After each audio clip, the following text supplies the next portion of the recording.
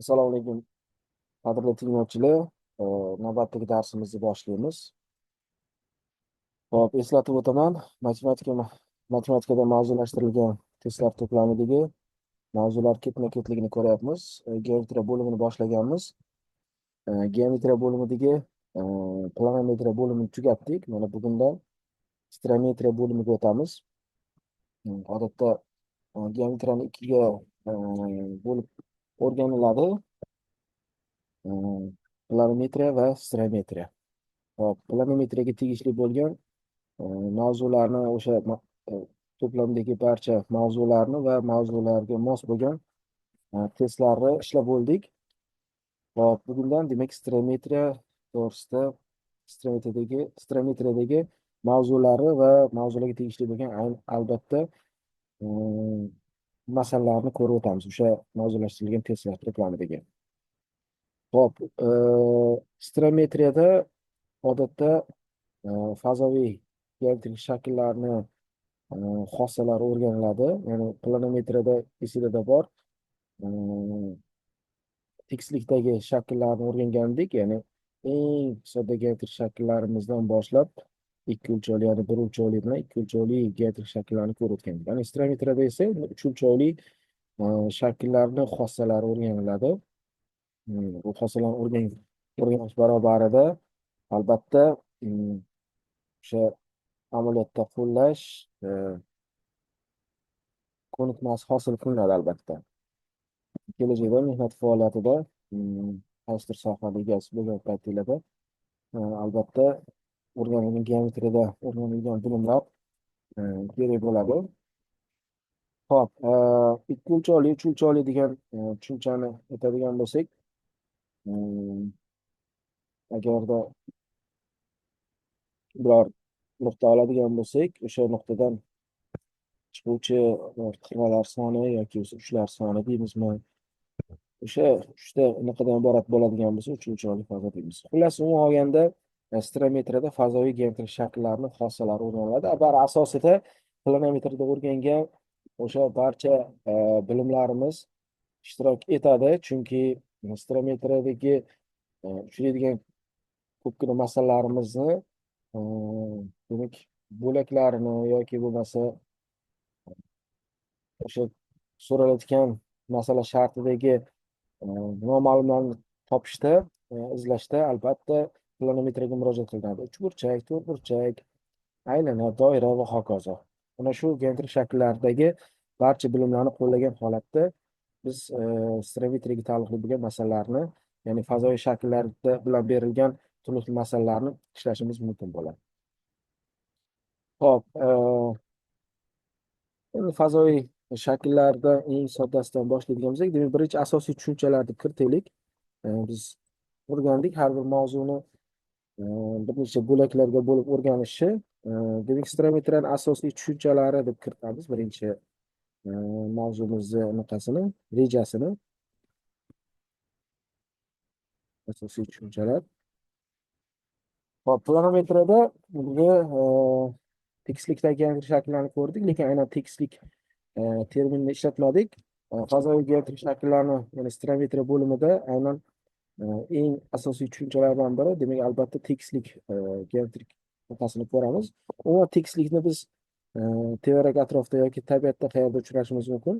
Masalan, hozir ishlab turgan planshetim ham demak qaysidir ma'noda tekislikning bir bo'lagi hisoblanadi. O'sha kerakli ishlarni qilishim uchun menda maydon hosil qilingan. Hisob olishinglar mumkin, yana ko'z oldiga keltirish uchun stolni olishimiz mumkin. Stolni ustini qaysidir ma'noda tekislik sifatida olishimiz mumkin.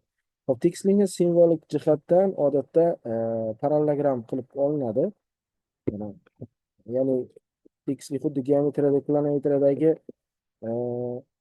nuqtaga ta'rif berilmasida, bir necha geometrik shakllarga ta'rif berilmasida asosiy tushunchalarda xuddi shunaqa tekislikka ham ta'rif berilmaydi. Demak, biz mana bunaqa shaklni parallelogram sifatida olyapmiz. Odatda chegaralab qo'ydik. Aslida tekislik chegaralanmagan. Mana hali biz nimalarda ko'ramiz, anaqa ikki tarafni anaqa to'lqinli chiziq bilan ifodalasak bo'ladi. Uni betta tekislik deb ola qolaylik. Mana tekisliklarni o'sha alfa beta bilan ifodalashimiz mumkin. Biz alfa tekislikni chizdik, bunisi esa beta tekislik. Mana shu tekislikda uchraydigan geometrik shakllar. Eng soddalari bu o'sha tekislikda yotuvchi to'rtchiqlar, tekislikda yotmagan to'rtchiqlar, nuqtalar va hokazo. Yana geometrik shakl qilamiz, fazoviy geometrik shakllarimizdan uchraydigani bu uchratamiz. Kub eshitganmiz, ana kubni olishimiz mumkin. Mana yozma prizma chizdim. Burchakli prizma chizdim. Mana misol uchun tekislikda yotibdi yoki bo'lmasa mana bu asoslari aynan bittasi bu tekislikda yotsa, ikkinchisi mana tekislikda yotibdi. Mana tekislikni tepasiga ham chizishim mumkin. Qanaqadir reklama tekislik desam, ikkita tekislikni bunaqasidan hosil qilyapmiz. Yoki asoslari ikkita tekislikda yotibdi, parallel tekisliklarda boshqacha qilib aytganda. Mana. Hop, aksioma keltiramiz bir ikkita, ya'ni stereometriyaga tegishli bo'lgan aksiomalar. Aksioma bilamizki, isbot talab qilinmaydigan tasdiqlar aksioma hisoblanadi. Planometriyada ham bor edi.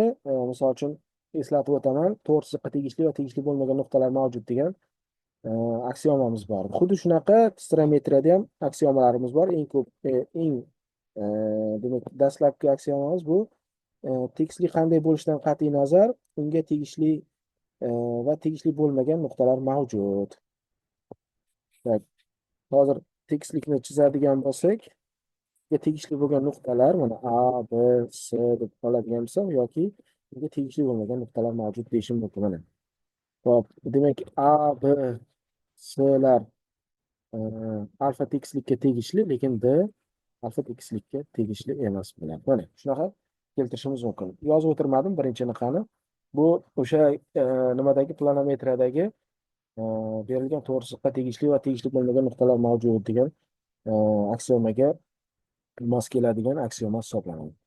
Ikkinchi aksiomamiz, agar ikkita har xil tekislik umumiy nuqtaga ega bo'lsa, bu tekisliklar shu nuqtadan o'tuvchi to'g'risiq bo'ylab o'zaro kesishadi deyilyapti.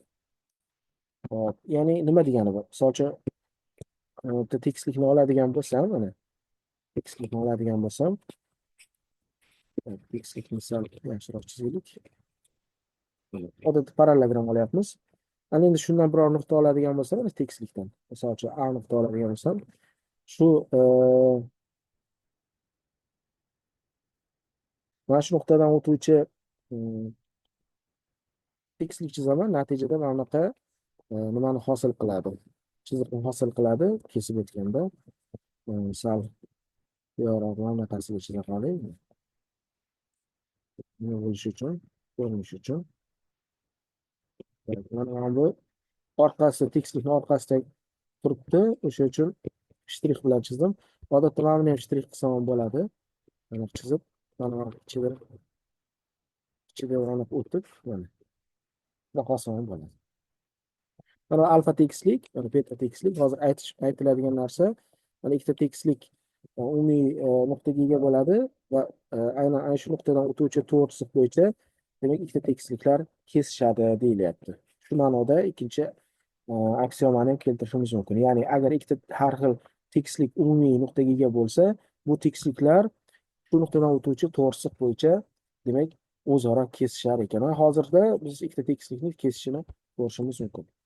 Uchinchi aksiomamiz bitta to'g'risiqdan bitta to'g'risi yotmagan ixtiyoriy uchta nuqtadan tekislik o'tkazish mumkin va u yagona bo'ladi deyilgan. Xo'p, esingizda bor, planometriyada ham shunga o'xshagan aksioma bor edi. Bir to'g'risi yotmaydigan uchta nuqtadan demak tekislikda berilgan ikkita nuqtadan faqat bitta to'g'risi o'tadi degan aksiomamiz bor edi. Shunga o'xshagan aksioma bo'lyapti bu yerda. Ya'ni to'g'risi yotmaydigan uchta nuqta olinyapti va mana hech bir ikkitasi bir to'g'risi yotmayapti. Shular orqali demak biz kesishuvchi ikkita to'g'risini hosil qilamiz. Ko'rishingiz mumkin. Va shular orqali demak faqat bitta tekislik o'tkazish mumkinligi to'g'risida gapirilyapti bu yerda aksiomada. Alfa tekislik, misol uchun mana buni A nuqta deb oladigan bo'lsam, buni B, buni C deb olishim mumkin. Mana shu A va B, demak A nuqtadan o'tuvchi naqamiz to'g'richiqlarimiz orqali bitta va faqat bitta tekislik o'tkazish mumkin bo'ladi. Agar boshqa tekislikni o'tkazsak, shu tekislik bilan ustma tushib qoladi. Hop, uchinchi aksiomamiz shundan iborat. Hop, bundan kelib chiqadigan natijalar bor endi. Natijalar. Birinchi natijamiz, agar to'g'richiqning ikkita nuqtasi tekislikka tegishli bo'lsa, to'g'richiqning o'zi ham shu tekislikka tegishli bo'ladi. Demak, yana qaytaryapman. Agar to'g'risining ikkita nuqtasi biror tekislikka tegishli bo'ladigan bo'lsa, u holda tepadagi chizmadan olishimiz ham mumkin. Misol uchun AB to'g'richig'imiz AB nuqtasi o'sha alfa tekislikka tegishli bo'lgani uchun, demak to'g'richiqning o'zi ham shu tekislikka tegishli bo'ladi. Biror to'g'richiq oladigan bo'lsak, AB nuqta oladigan bo'lsak, bizda hozir A bilan B alfa tegishlikka tekislikka tegishli bo'ladigan bo'lsa, alfa to'g'richig'imiz ham alfa tekislikda yotadi. Alfa tekislikda yotadi. Hop, ikkinchi natijamiz.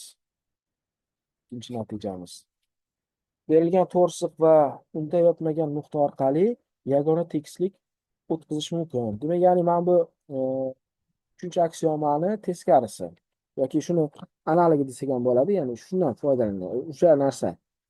Hop, ya'ni aytilyaptiki, tekislikda biror nuqta to'g'risi olinyapti mana. Va shu to'g'risida yotmaydigan boshqa bir nuqta olinyapti va shu nuqta orqali demak yagona tekislik o'tkazish mumkin deb aytilyapti. Bu o'z-o'zidan uchinchi aksiomani demak o'zi desak ham bo'ladi. Chunki aksiomada aytildi, o'zaro kesishuvchi to'g'richiqlar orqali bitta faqat bitta tekislik o'tkazish mumkin. O'sha aksiomani o'zi natijasi. Hop, uchinchi natijamiz, berilgan kesishuvchi ikkita to'g'richiq orqali yagona tekislik o'tkazish mumkin. Demak, yana o'sha uchinchi aksiomani to'ldiryapti bu. To'g'richiq, kesishuvchi to'g'richiq orqali bitta faqat bitta tekislik o'tkaziladi degan aksiomamizni bu to'ldiruvchi hisoblanadi. Yoki aynan o'sha aytishimiz mumkin mana. Xo'p, mana shu. Ana endi keyingi tushunchamiz, birinchisi asosiy tushunchalar bo'ldi bu. Ikkinchi tushunchamiz bu fazoda to'g'richiqlar bo'lsin. Ya'ni birinchi asosiy tushunchalarda aksiomalarni keltirdik va aksiomadan kelib chiquvchi natijalar. Ikkinchimiz demak fazodagi to'g'richiqlar.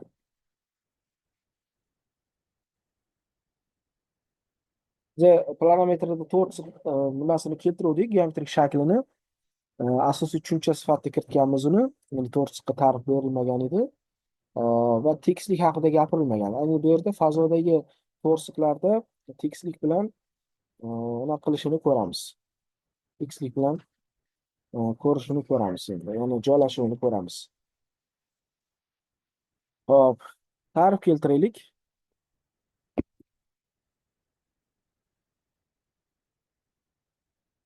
Ta'rif keltiramiz. Fazoda A va B to'g'risiq bir tekislikda yotsa va ular kesishmasa, ular parallel hisoblanadi. Hop,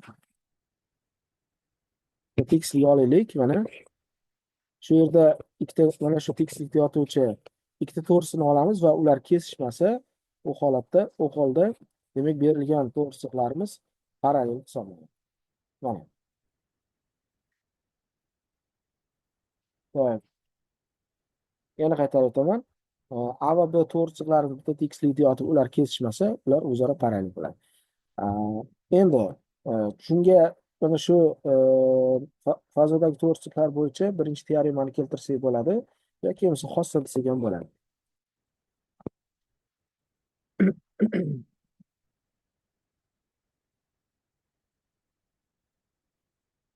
Hop, ana endi bu bunaqani quyidagicha keltiraman. Teorema, shunday teorema bor. Aynan tekislik bilan to'g'risiq orasidagi bog'liqlik teoremasi. Ya'ni aytiladiki, fazoda berilgan to'g'risiqlar to'g'risida yotmagan nuqtadan bu to'g'risiqqa faqat bitta nima o'tkazish mumkin. Ya'ni e, parallel to'g'risiq o'tkazish mumkin deyiladi. Ho'p, shu ma'noda ishlatadigan bo'lsak, mana aytilyaptiki, misol uchun mana A to'g'risi berilgan bo'lsa, unda yoqmaydigan boshqa nuqta olganimda, undan shunga tegishli va tegishli bo'lgan nuqtadan shunga parallel bo'lgan faqat bitta demak parallel to'g'risini o'tkazish mumkin deyilyapti. Agar parallel bo'lmagan, ya'ni boshqa nima o'tkazadigan bo'lsa, u holda kesishib qoladi. Ular kesishuvchi to'g'rislar parallel bo'lmaydi. Hop, endi keyingi qamiz fazoda o'sha to'g'risiqlarda, ya'ni bunday holatlar bo'ladi. To'g'risiqlar bitta tekislikda emas, ikkita tekislikda yotadi va ular o'zaro parallel bo'lmasligi mumkin. Shunday holatlarda bunday to'g'risiq, lekin kesishmaydi. E, lekin parallel emas. Mana hozir bitta tekislikda yotsa yo kesishadi yoki parallel bo'ladi. Lekin mana endi biz fazoga nima qilganimizdan keyin bu to'g'risiqlar chizilgan to'g'risiqlarimiz ikkinchi ta'rifi desak ham bo'ladi. Mana birinchi ta'rif deylik. Birinchi ta'rif. Ikkinchi ta'rif o'tamiz. Ya'ni biz ayqash to'g'risida haqida gapirmoqchimiz. Agar bir tekislikda o'sha yotgan to'g'risiqlar yo kesishadi yoki parallel bo'ladi. Agarda berilgan to'g'risiqlar fazoda kesishmasa va parallel bo'lmasa, bunday to'g'risiqlarni ayqash to'g'risiqlar deb ataymiz. Agar A va B to'g'risiqlarimiz fazoda kesishmasa yoki parallel bo'lmasa,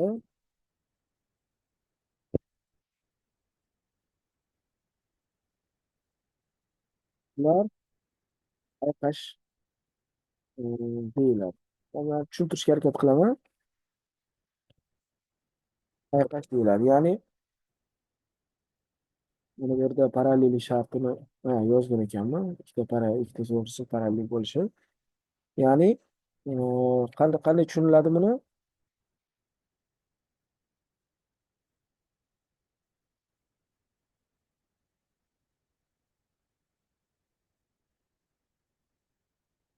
Birinchi rasmni ko'radigan bo'lsak, mana bitta to'g'risi tekislikda yotibdi, ikkinchisi yotmayapti mana.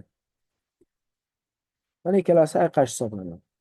Yoki bo'lmasa, tekisliklar parallel bo'lishi mumkin. Mana to'g'risi mana bunaqa, ikkinchi nimada aniq chizilgan bo'lishi mumkin. Mana ikkalasi S deb olishimiz mumkin, ayqash.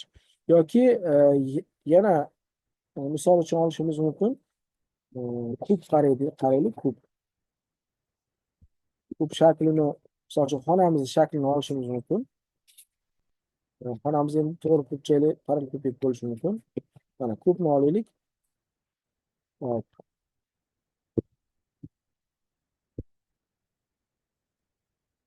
Ko'rinmaydigan qismi. Biz hozir mana bu qirrasini oladigan bo'lsak, bu qirrasi mana bu qirra bilan ayqash bo'ladi. Mana bu qirrasi bilan ayqash bo'ladi. Yoki mana bu qirrasini olsam ham bo'ladi. Mana bu qirra bilan mana bu qirra ayqash bo'ladi. Bular ko'rib turibsizlar, parallel emas, lekin kesishmayapti ham. Hop, nima bo'yicha oladigan bo'lsak, misol uchun A, B, S, D deb oladigan bo'lsak, A1, B1, S1, D1 deb o'tadigan bo'lsak, hozir biz demak A1, B1 va A2larimiz ayqash hisoblanadi. Yoki yana keltirishim mumkin. AB bilan demak B1 ham ayqash. Bunaqa ayqash kesmalarini keltirsa bo'ladi yana boshqa. Mana shunaqa geometrik shakllar ham bor fazoda. Geometrik shakllar ham bor. Demak, bemalol biz nima qilishimiz mumkin bo'ladi. Xo'sh. Ana endi uchinchi anaqiga o'tamiz. Uchinchi tushunchaga o'tamiz. Uchinchi rejaga o'tamiz desak ham bo'ladi. Uchinchi rejamiz to'g'risiq va tekislikning joylashuvi. To'g'risiq va tekislikning joylashuvi. Ma'lum narsani aytib ketaylik. Uchinchi rejadan oldin. Demak, to'g'risiqlarimiz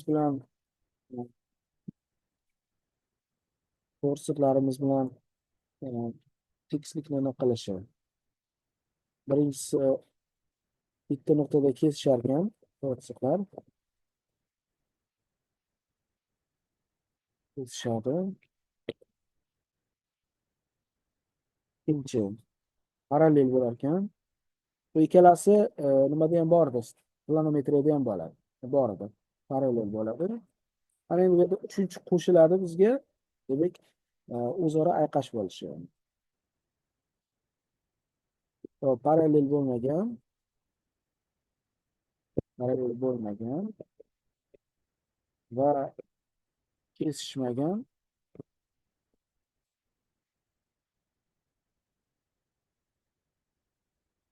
chiziq.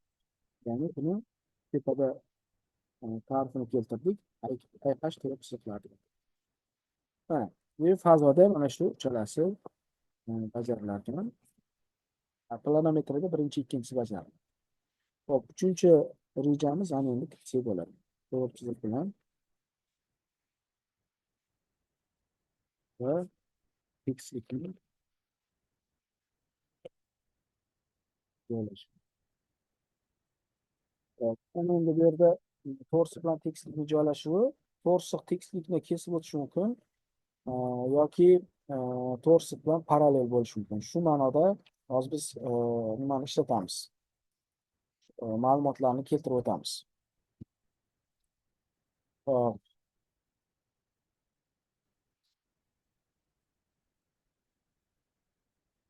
Tak.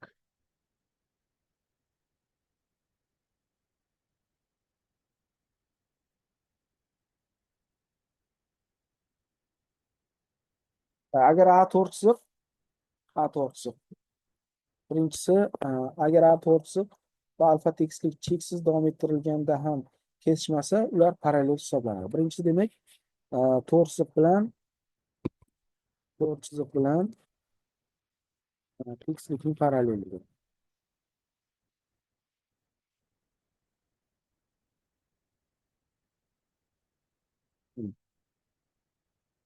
Parallelligi, ya'ni ta'rif bo'yicha aytadigan bo'lsak, agar A to'g'risiq tekislikni cheksiz davom ettirgan paytda u bilan kesishmasa, mana alfa A to'g'risiq bilan kesishmasa, u holda bular parallel deyiladi. Demak, A parallel alfa tekislikka. Hop, endi keyingi nimamiz? Agar to'g'risiqda yotgan biror agar to'g'risiq tekislikda yotgan biror to'g'risiqda parallel bo'lsa, u tekislikning o'ziga ham parallel bo'ladigan teorema bor. Ya'ni aytiladiki, to'g'risiqda yotuvchi va yotmagan tekislikda yotgan to'g'risiq va yotmagan bo'lishi ham mumkin. Agarda shunday tekislikda yotuvchi A to'g'risiq olsam-da, unda yotmagan B to'g'risiq qaralganda, agarda shu A bilan bu parallel bo'ladigan bo'lsa, u holda B to'g'risig'imiz alfa tekislik bilan parallel bo'ladi. Ya'ni yana qaytarib o'taman. To'g'risiq, ya'ni B to'g'risiq haqida gapirilyapti. Tekislikda yotuvchi biror, ya'ni B to'g'risig'imiz tekislikda yotuvchi biror A to'g'risiq bilan parallel bo'ladigan bo'lsa, o'sha B to'g'risig'imiz mana shu demak A to'g'risiq yotgan alfa tekislik bilan ham parallel bo'ladi. Keyingi teoremamiz quyidagicha. Agar beta tekislik boshqa alfa tekislikka parallel AB to'g'risiq orqali o'tib, shu alfa tekislikni kesib o'tsa, kesish chizig'iga AB to'g'risiq parallel bo'ladi. Beta tekislik bilan boshqa alfa tekislik biror AB to'g'risiqqa parallel bo'ladigan bo'lsa, u holda o'sha to'rt chizig'imiz, AB to'rt chizig'imiz nimalarimiz, ya'ni tekisliklarimiz kesish chizig'i bo'lgan biror to'rt chiziqqa o'sha kesish anaqasiga parallel hisoblanadi. Buni quyidagicha chizma bilan ko'rsatib berishim mumkin bo'ladi. Mana qarang. Hop, parallel unaqa olaman. Uzr. Tekislik olaman. Mana bu tekislikni. Ana endi e, buni kesib o'tuvchi boshqa tekislik o'tkazaman. Boshqa tekislik o'tkazaman. Hop, kesish chizig'i mana bu.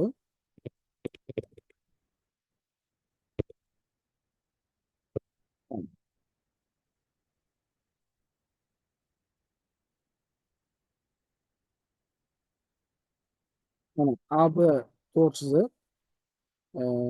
alfa tekislik. Mana shu AB to'rtni o'z ichiga oluvchi boshqa tekislik bilan unaqa qilganimda, kesishtirganimda o'z-o'zidan unaqa bo'ladi. Ya'ni parallel bo'ladi. Mana CDga parallel bo'ladi. Mana bu tomonini olib tashlashim bo'ladi.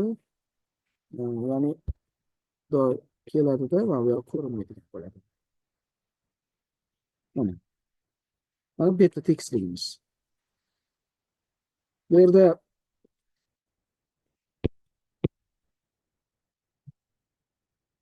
mana shu ABni o'z ichiga oluvchi tekislik o'tkazganimda mana B bundoq chizsam bo'ladi. Davom ettirsam bo'ladi.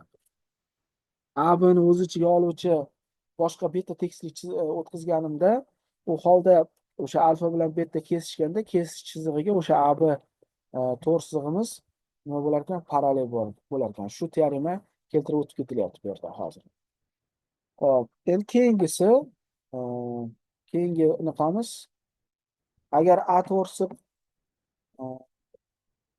kesishuvchi alfa va beta tekisliklarning har biriga parallel bo'lsa, u holda tekisliklarni kesish chizig'i bilan ham parallel bo'ladi. Keyingi unaqamiz, anaqa o'zaro kesishuvchi ikkita tekislik olaman. Qarang. Mana bitta tekisligimiz, bu alfa tekislik bo'lsin. Ana endi bu bilan kesishuvchi ikkinchi tekislikni olaman.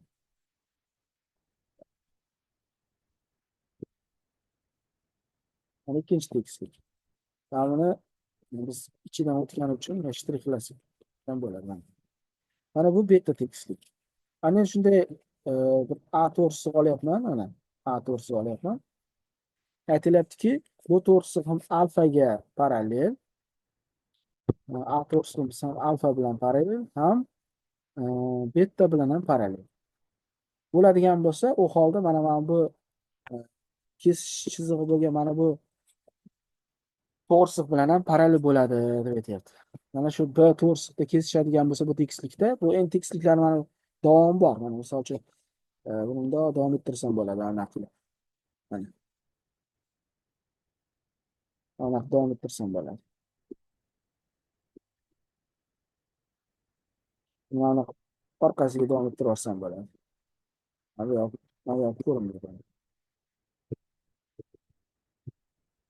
Davom etib ketganda mana shu kesish chizig'iga mana shu bo'ladigan bo'lsa, ya'ni A to'g'risi ham alfaga ham betaga parallel bo'ladigan bo'lsa, u holda aytilyaptiki, A bilan B parallel bo'ladi deyilyapti. Endi buni biz tepada ko'rgan teoremalarimiz bilan bog'lab isbotlasak ham bo'ladi. Misol uchun A to'g'risi alfa tekislikka parallel bo'ladigan bo'lsa, demak alfada yotuvchi biror to'g'risi oladigan bo'lsak, bu ham o'z-o'zidan parallel bo'ladi. Yoki bo'lmasa mana D to'g'risini oladigan bo'lsak, D A ga parallel bo'ladi. O'z-o'zidan bitta tekislikda yotuvchi B bilan C kesishmayapti. O'z-o'zidan bular parallel hisoblanadi. Ya'ni uchta chiziqni parallelligi bo'yicha olsak ham bo'ladi.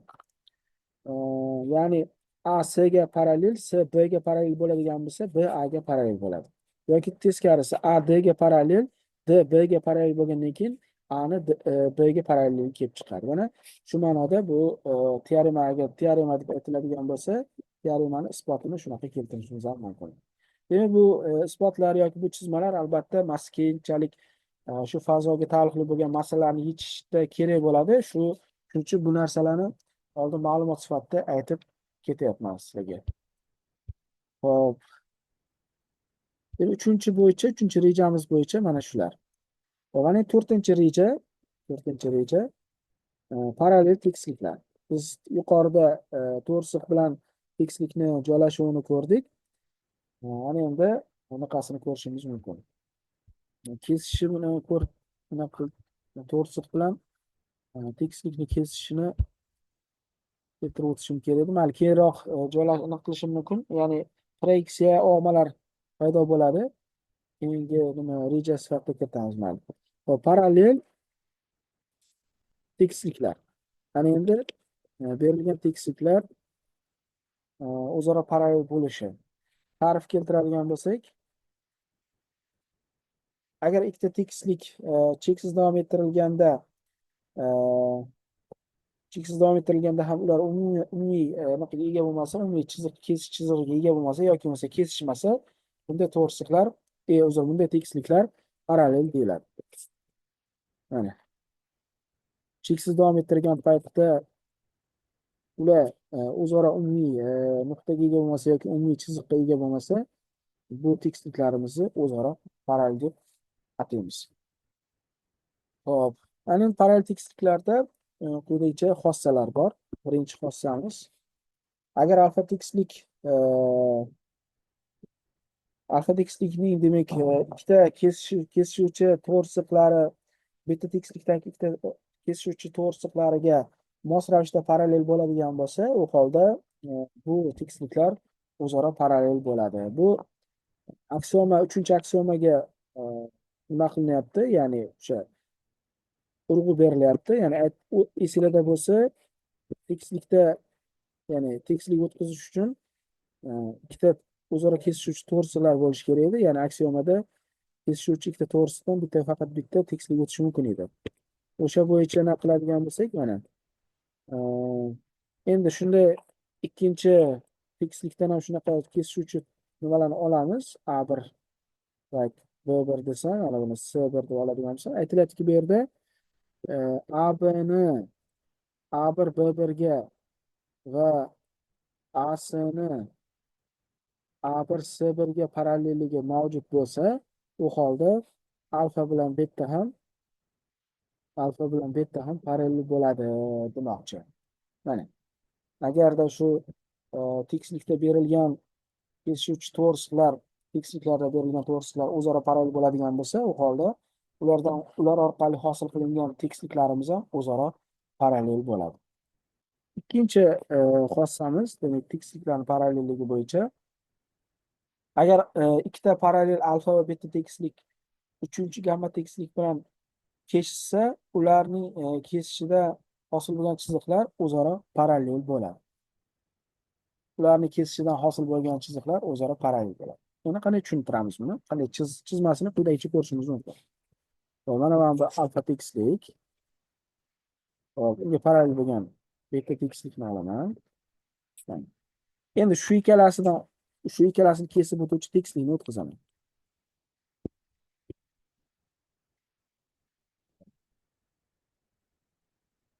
Sal uzunroq olsam ham bo'ladi. Pastroqdan tushirib uzunroq chizaman.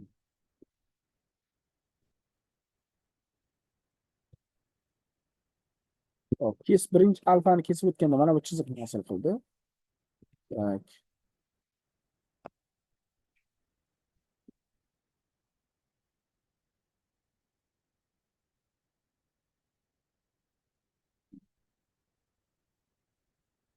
Chizimni ko'rishimiz mumkin.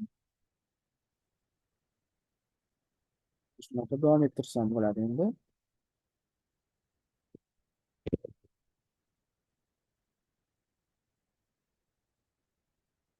Davom chiziqlarni endi tashlayman-da. Mana bu yergacha endi ko'rinmaydigan tarafida bu. O'sha uchun shunaqa qildim. Bunisi ham xuddi shunaqa.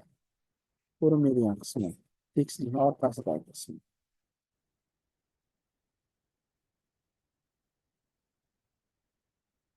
Hop, mana bu endi bizda gamma bo'ladi. Hozir bizda aytyaptiki, mana bu chiziqlarimiz, mana kesishidan hosil bo'lgan chiziqlarimiz. A, B to'g'risi oladigan bo'lsak, kesmani nazarda tutsak ham bo'ladi.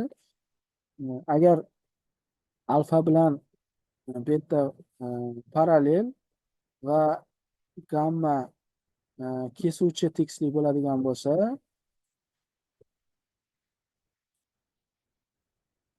u holda o'sha har bir tekislikni gamma bilan kesganda hosil bo'lgan kesmalar o'zaro parallel bo'ladi deb aytyapti.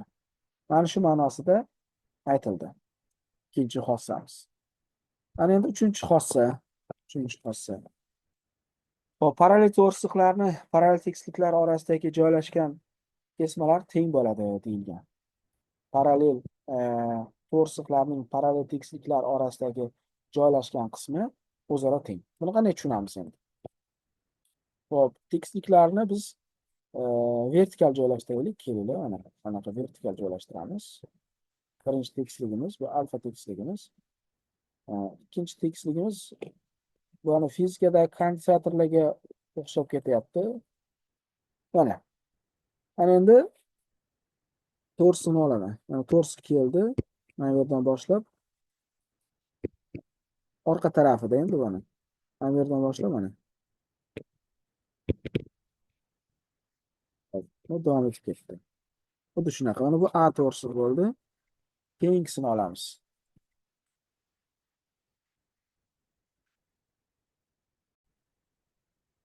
Endi shunga parallel bo'lgan ikkinchi to'g'risini o'tkazadigan bo'lsa, mana B to'g'risini oladigan bo'lsa, mana bu yerda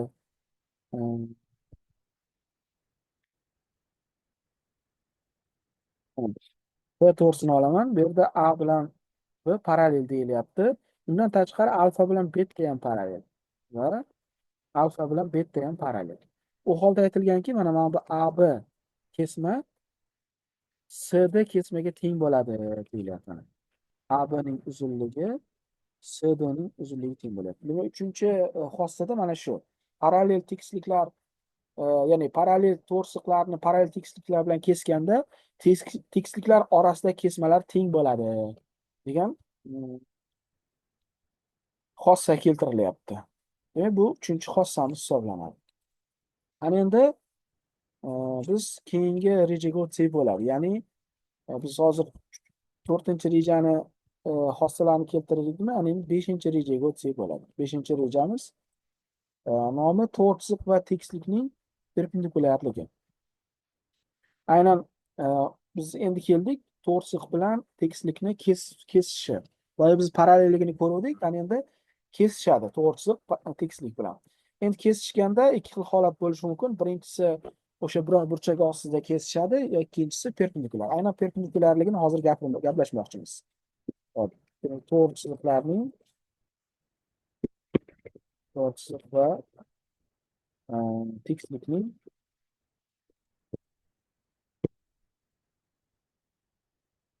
perpendikulyarligi. Hop, endi hozir ta'riflar nimalar keltiramiz? Qachon to'g'risliq tekislikka perpendikulyar bo'ladi? Hop, agar A to'g'risliq alfa tekislikni u bilan kesish nuqtasi A orqali o'tuvchi ixtiyoriy to'g'risliqqa perpendikulyar bo'lsa, u holda A to'g'risini o'zi shu tekislikka perpendikulyar bo'ladi. Qaytaraman. Mana shu biror tekislik oladigan bo'lsak, unda yoqmaydigan mana bunaqa birorta A nuqta olamiz. Hop, A nuqta olamiz. Shu A nuqtadan o'tuvchi to'g'risliq o'tkazganimda, mana ko'rinmaydigan tarafini shtrixlayman. Mana hozir keyin A nuqta demayman buni. A to'g'risi deb ola qolaman mana. A to'g'risi olaman. Mana bu A to'g'risini, mana bu nuqtamiz, A nuqtamiz. A to'g'risini demak tekislikni kesib o'tgandagi nuqtasi.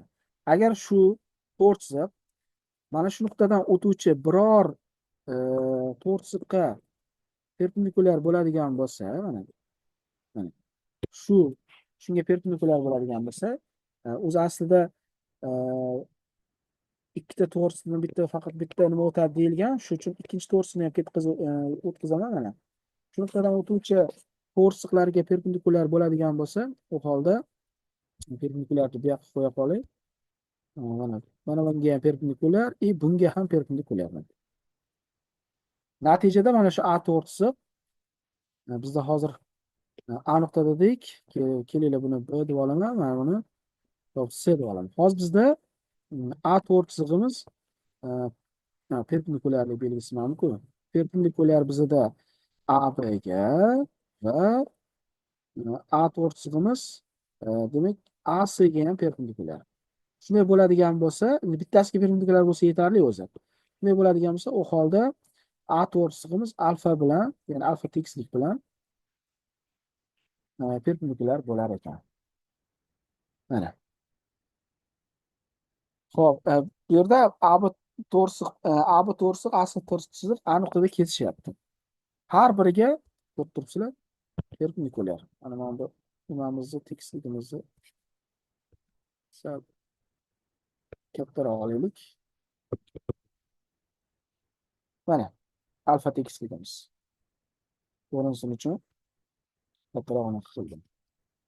Xo'p, davom ettiramiz endi. Endi bunga mana shu mavzuga taalluqli bo'lgan xossalar bor. Biz hozir ta'rifni keltirdik. Rejalarni tagini 4-chi rejani tagini chizdik. 3-chi rejamiz to'g'risi bilan tekislikning joylashuvi. 2-chi rejamiz bazadagi to'g'risiqlar. 1-chi rejamiz asosiy tushunchalar ekan. Hop. Endi birinchi xossamiz quyidagicha.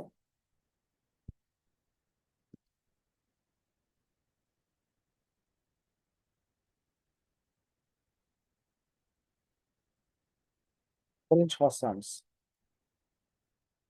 Agar A to'g'risiq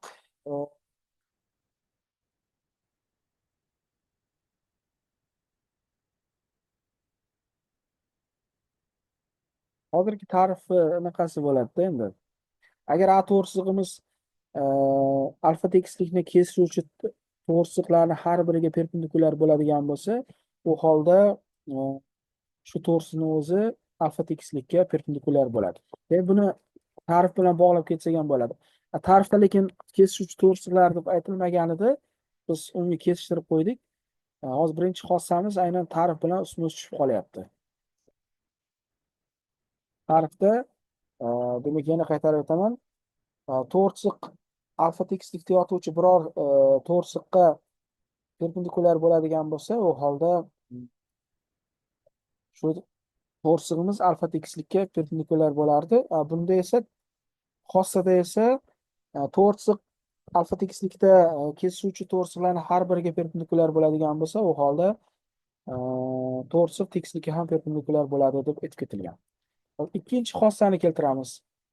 Agar to'g'risiqlar alfa va beta tekisliklarning biriga perpendikulyar bo'lsa, ya'ni parallel tekisliklarning biriga perpendikulyar bo'lsa, u holda ikkinchisiga ham perpendikulyar bo'ladi degan xossa, ya'ni hop, bir tekislikni olaman, unga parallel bo'lgan ikkinchi tekislikni olamiz.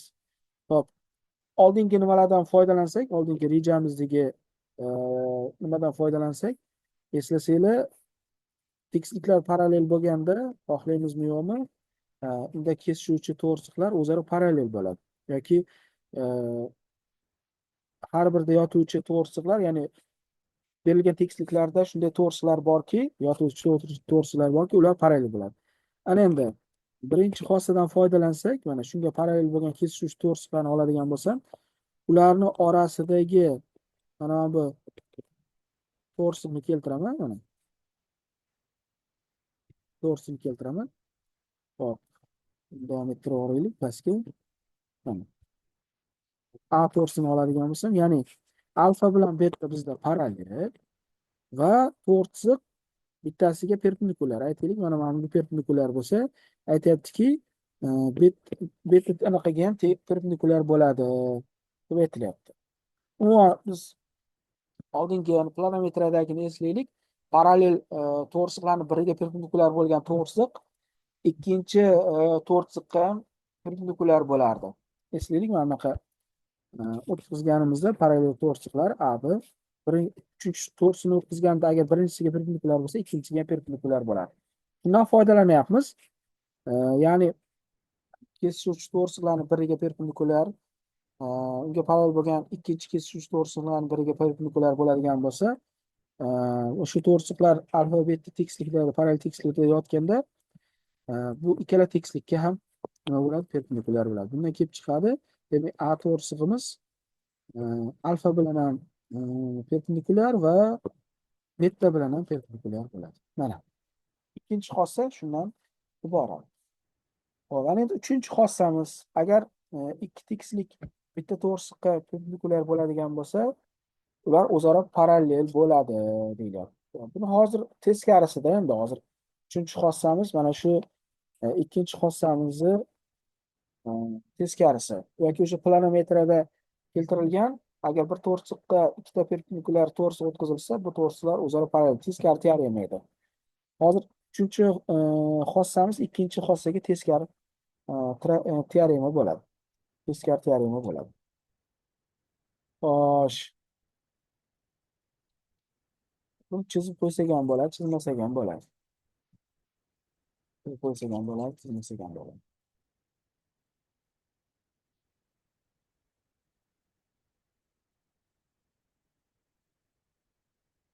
Uchinchi anaqamiz. Keltiraymikan, yo'qmikan? Mana aytmoqchiki, to'g'risi o'tkazilsa, A to'g'risi o'tkazilsa, bunga perpendikulyar bo'lgan ikkita tekislik olinadigan bo'lsa, mana ikkita tekislik olinadigan bo'lsa, tekislik sal xunroq keldi.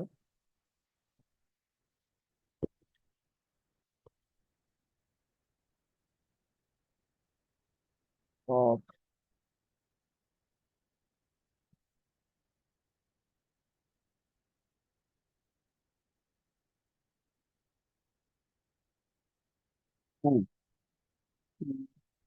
Ikkinchi tekislikni o'tkazaman.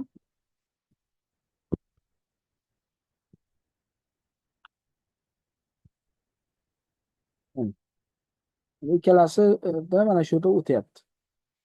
Hozir ikkalasiga ham perpendikulyar bo'ladigan bo'lsa, mana bu perpendikulyar, bu ham perpendikulyar bo'ladigan bo'lsa, u holda alfa bilan beta o'zaro parallel bo'ladi deyapti.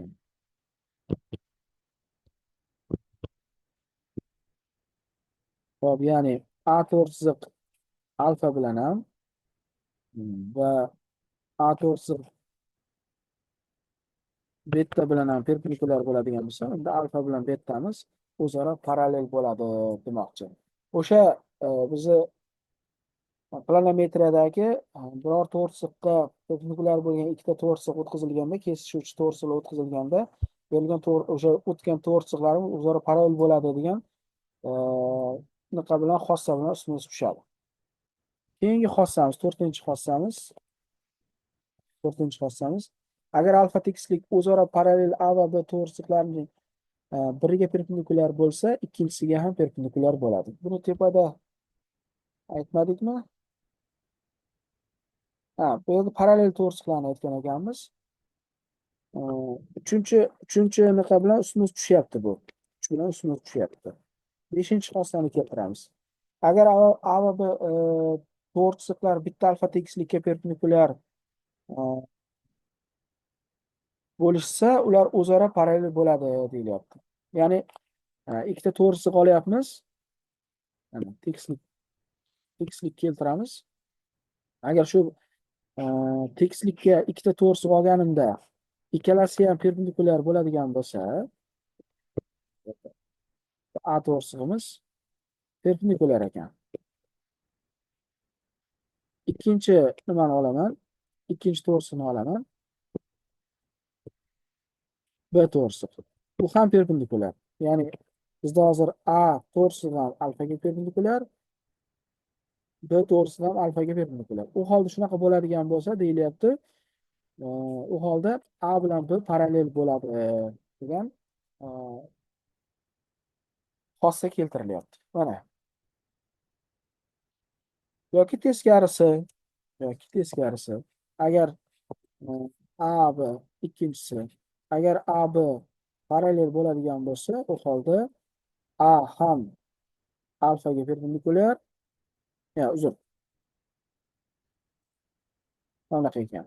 Agar A bilan B parallel bo'lib, bittasi yani A alfaga perpendikulyar bo'ladigan bo'lsa, unga parallel bo'lgan B ham shunga perpendikulyar bo'ladi deb aytishimiz mumkin. Mana mana shu xossalarini keltirsak bo'ladi. Hop, keyingi anaqamiz, keyingi tushunchamiz bu bizada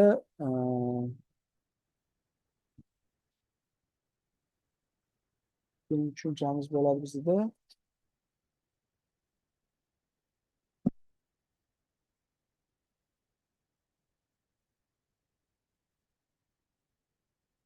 Hozir biz parallel anaqalarni keltirdik. Ana endi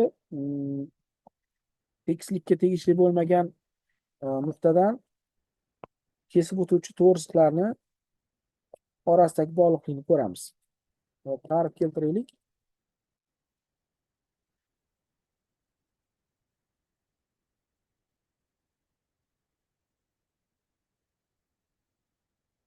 Tekislik bilan to'g'rislik perpendikulyarligini ko'rdik. Ana endi shunday to'g'risliklar borki, to'g'rislik bilan tekislik bilan perpendikulyar bo'lmasligi mumkin. Bunday to'g'risliklarni mana bitta nuqta olaylik. Nuqtadan o'tuvchi perpendikulyar keltirishi mumkin. Hozir bizda A to'g'risi alfa tekislikka perpendikulyar holatda o'tdi. Mana olishimiz mumkin. Mana perpendikulyar. Endi shu nuqtadan o'tuvchi A nuqtadan o'tuvchi boshqa to'g'risliklarni olganimda, kesuvchi to'g'risliklarni olganimda, A'ni bu tomonga yozaylik.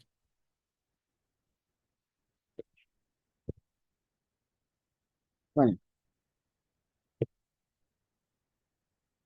yoki bunaqasiga ham chizishim mumkin.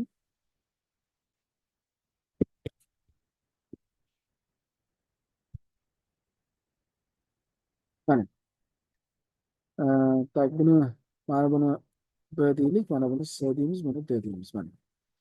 Mana shu keyingi perpendikulyar bo'lmagan keyingi chiziqlarimizni, ya'ni AC va AD to'g'risliklarimizni og'ma deb ataladi. Ya'ni tekislik bilan kesishuvchi va perpendikulyar bo'lmagan to'g'risliklarni og'ma deyiladi.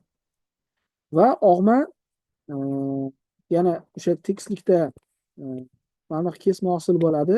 Ya'ni perpendikulyar. AB esa bizda perpendikulyar hisoblanadi. AB perpendikulyar deyiladi. Perpendikulyar. Hop. Aynan B perpendikulyarning asosi. Mana bu. Perpendikulyarning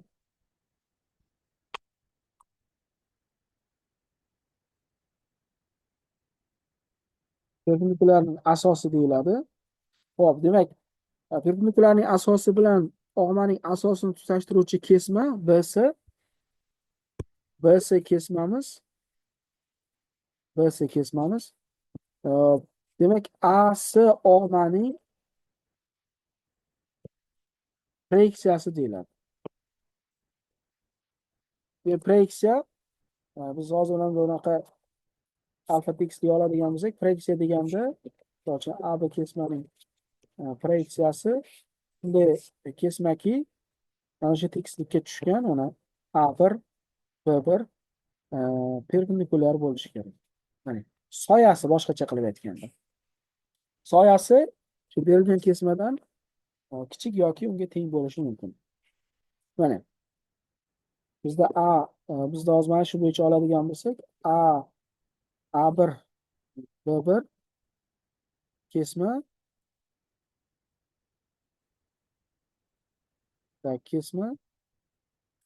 AB kesmaning proyeksiyasi deb ataladi. Hop. Mana Hozir biz o'sha tepada chizgan chizmamizda e, ikkita og'ma bo'lgani uchun ikkita proyeksiyani keltirsak bo'ladi. Mana buni ham keltirsam, biz hozir mana bu chizimni qilsak ham bo'ladi endi. Natijada BD ham og'ma hisoblanadi. Ya'ni AD demak BD kesmamiz ham AD og'maning proyeksiyasi hisoblanadi. Proyeksiyasi hisoblanadi. Va aynan AB perpendikulyar bo'ladi ASga va AB perpendikulyar bo'ladi ADga. ADga perpendikulyar bo'ladi. Ya'ni to'rt burchakli, uch burchakli bo'lyapti-da. Og'malar hozir mana shu uch burchakni oladigan bo'lsak, og'malar bizada gipotenuzani beradi. A'dan S'gacha bo'lgan kesmani uzunligi haqida gap ketyapti. Aynan shunaqa tushunchani keltirsak bo'ladi.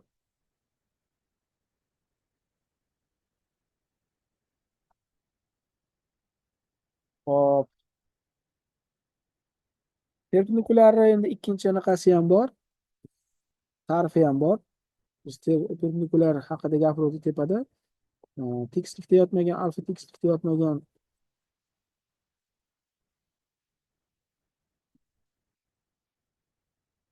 A nuqtadan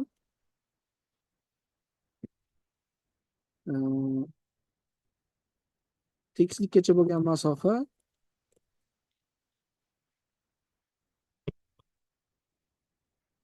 eng qisqa masofa aynan shu nuqtadan tushirilgan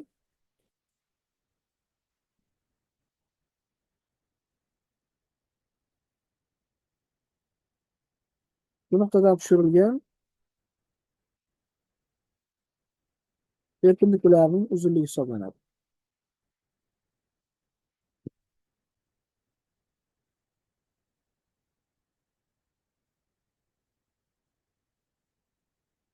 Ya'ni nuqtadan tekislikka to'rsiqlar o'tkazilsa, ularni ichidan bittasi anaqa bo'ladi. Eng qisqa masofa bo'lgani aynan perpendikulyar bo'ladi. Qolgan to'rsiqlar ulardan uzun bo'ladi, ya'ni o'sha tekislikkacha bo'lgan masofalar og'malar deb ataladi. Xo'p, masalalarimizda o'sha aynan mana shu og'ma va perpendikulyarga oid masalalar uchraydi birinchi fazoviy shakllarda. Aynan masalalar shartida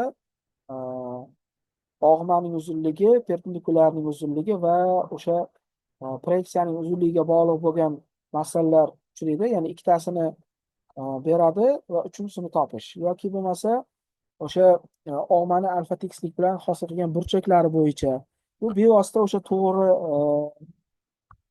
burchakli uch burchak bo'yicha biladigan bilimlarimizni qo'llagan holatda ishlashimiz mumkin bo'ladi.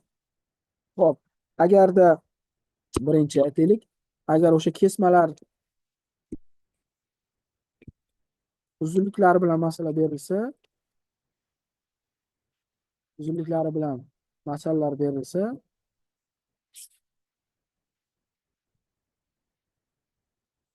mana anaqa nima olaylik, tekislik olaylik.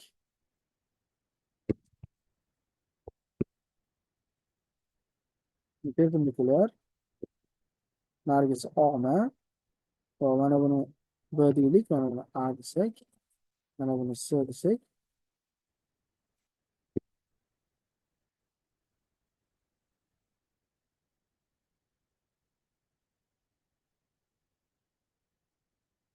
mana alfa tekislik deb olishimiz mumkin.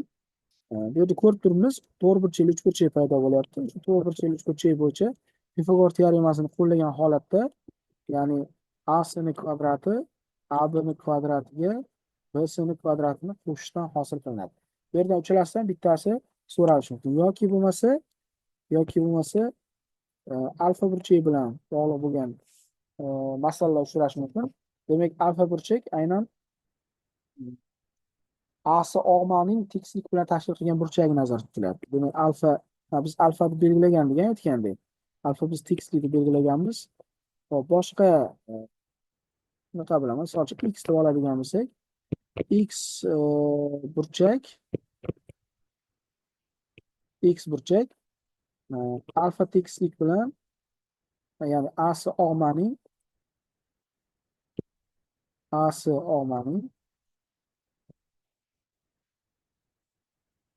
alfa tekislik bilan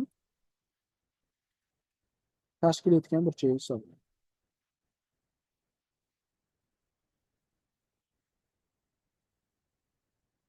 Tashkil etgan burchak hisoblanadi. Hop, o'sha to'rtburchak uchburchakda biladigan bilimlarimizni bemalol qo'llab masalalarni ishlashimiz mumkin bo'ladi. Bu esa o'sha to'rtburchak uchburchak uchun Pifagor teoremasi. Hop, endi masalalarimizda tekislikda yotmaydigan nuqtani koordinatalari berilishi mumkin. Tekislikda yotmaydigan birorta p nuqtani olaylik. X nuloy koordinataga, y nuloy va z nuloy koordinataga va bu bilan birgalikda, demak, xlik tenglamasi.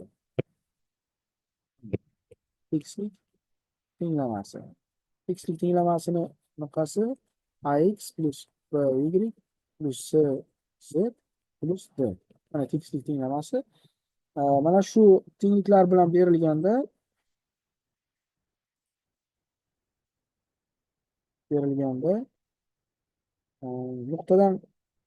nuqtadan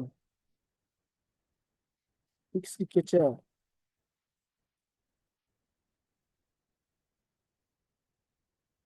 eng qisqa masofa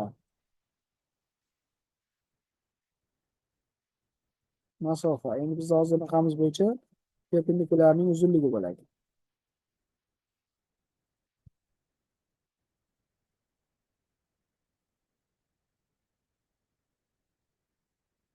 Masofani topish uchun masofani kelinglar d deb belgilay qolaylik. Topish uchun d barobar quyidagi formulani qo'llaymiz. Hop, tepada bunaqa chiqib qolishi mumkin, manfiy son chiqib qolishi mumkin. Shuning uchun modulga olamiz. Uzunlik bilasizlar, musbat son bilan nima qilinadi? Plus z0 plus d bo'ladi. Taqsim imzosida a kvadrat plus b kvadrat plus c kvadrat. Hop, misol ham keltirsa bo'ladi bunga. Misol keltirsa bo'ladi. Har biriga. Misol uchun mana birinchiga misol keltiradigan bo'lsam, masala shartida hop, anaqa forma bilan berilgan aytaylik.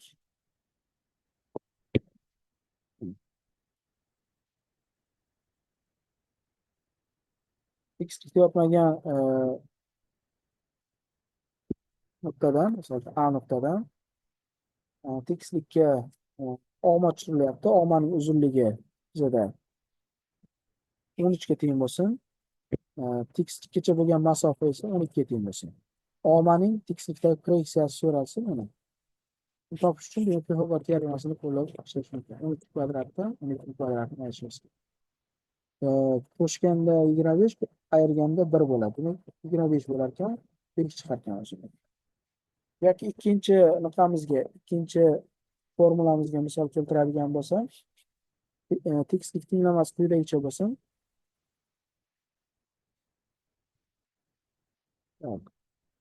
Kelinglar deb bo'lsin. Minus 4z plus 9 barobar 0 tenglama bilan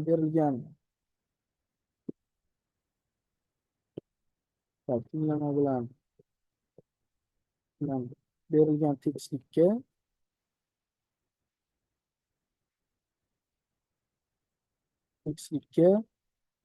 unda yotmagan biror p nuqta orqali p nuqtamiz koordinatalaridan beriladi albatta. Mana nuqtadan tushirilgan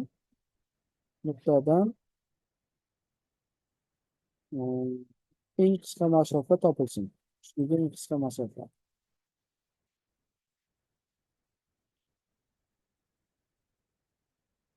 Hop, d ni topish so'ralgan, ya'ni o'rniga qo'yadigan bo'lsak, 4 ko'paytirilgan minus 1 minus 7 ko'paytirilgan 2 -4 ko'paytirilgan 3 +9. Hop, ildiz ostida yana endi koeffitsiyentlarni 4 kvadrati plus -7 kvadrati plus -4 kvadrati. Davom ettiradigan bo'lsak, tepada -4 -14 -12 +9 bo'ladi. Mahrajda esa 16 +9 +16. Ya'ni tepani hisoblaydigan bo'lsak, bizada -21 chiqadi tepamiz. Pastda esa 9 chiqar ekan. Ya'ni 21 taqsim 9. Qisqartirib olsak 7 taqsim 3 bo'ladi. Masofamiz. Hop. Demak, bu masalalarda o'sha formulani qo'llanishini ko'rishimiz mumkin. Ana endi xossalar bor. O'sha perpendikulyar va og'malar bo'yicha xossalar bor. Birinchi xossamiz agar alfa tekislikdan tashqaridagi P nuqtadan bu tekislikka P perpendikulyar va PB PS og'malar o'tadigan bo'lsa, quyidagicha xossa bor. Ya'ni tekislikni endi men aylanib olyapman, menga bunaqa qulayroq ekan shu to'rtburch chizgandan ko'ra. Hop, mana buni o'tkazadigan bo'lsam,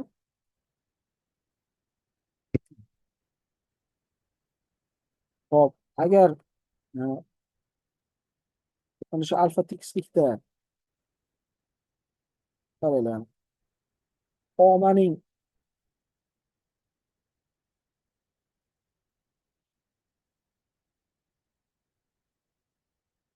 mana bunaqa parallel perpendikulyar bo'ladigan bo'lsa, u holda uning proyeksiyasiga ham perpendikulyar bo'ladi. Birinchini qaraymiz.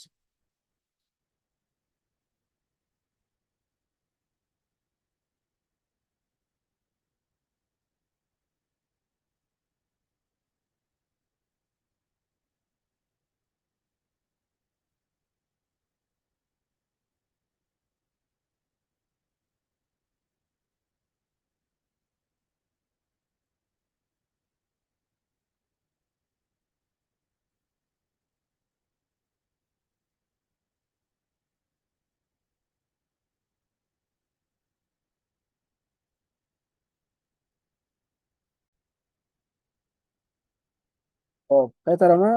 O'sha berilgan biror nuqtadan og'ma va perpendikulyar tushirilgan bo'lsa, agar tekislikda yotuvchi to'rt chiziq og'maning proyeksiyasiga perpendikulyar bo'ladigan bo'lsa, og'maning o'ziga ham perpendikulyar bo'ladi. Bu xossamiz. Ana ikkinchi xossamiz shuni teskarisi. Agar og'maga perpendikulyar bo'ladigan bo'lsa, u holda uning proyeksiyasiga ham perpendikulyar bo'ladi. Buni mana bunaqa qilib chizsa qulayroq bo'ladi, ko'rinadi, ya'ni boshqacha qilib aytganda.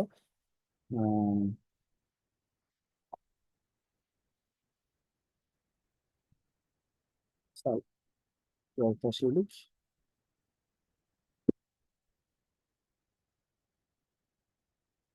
Hali buni nimasini o'tkazmay turamiz. Hop. O'sha to'rtburchak, uchburchak hosil bo'lyapti, boshqacha qilib aytganda. Mana P bizda mana bu A bo'lsin, mana bu B bo'lsin. Mana bu A, mana bu B bo'ladigan bo'lsa, mana PA og'ma hisoblanadi. Mana bu perpendikulyarimiz.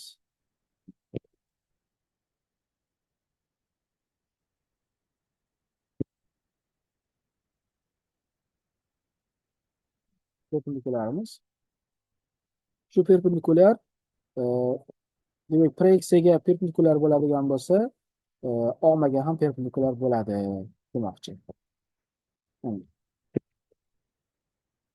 Shu ma'noda ishlatilyapti. Xuddi shuni nimaga ham keltirsa bo'ladi? Ya'ni perpendikulyarga ham keltirsa bo'ladi. Uchinchi sifatida, uchinchi xossa sifatida. Hop. Mana tekislikda yotuvchi tekislikda yaxshiroq ko'rinadi. Tekislikda yotqizsak o'sha og'ma bilan proyeksiyani uchburchak tekisligi deb aytsak ham bo'ladi. Mana hop, qani bu yoqqa chizamiz. Ha, perpendikulyar. Hop.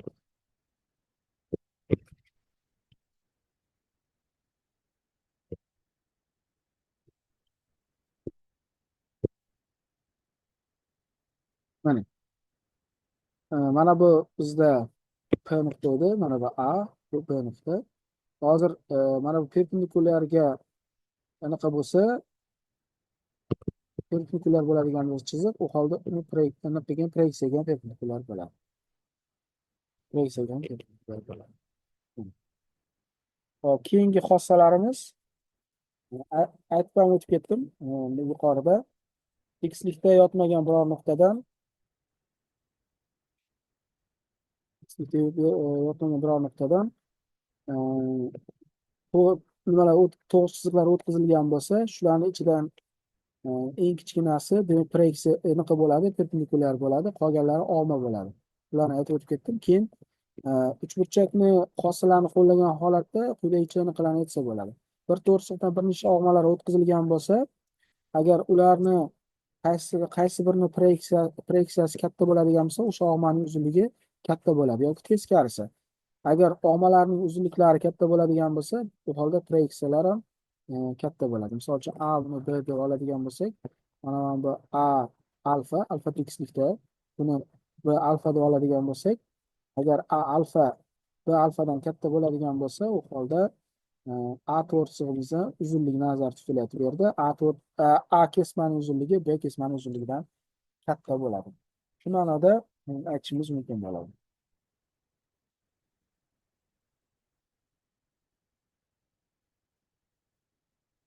Hop, mana shu. Demak, bugungi mavzumiz bo'yicha mana shu ma'lumotlar.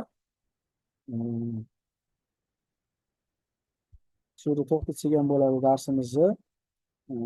Mana shu ma'lumotlardan foydalanib biz endi keyingi darslarimizda stereometriya va unga taalluqli bo'lgan o'sha mavzulashtirilgan matematik to'plamdagi masalalarni ishlashimiz mumkin bo'ladi.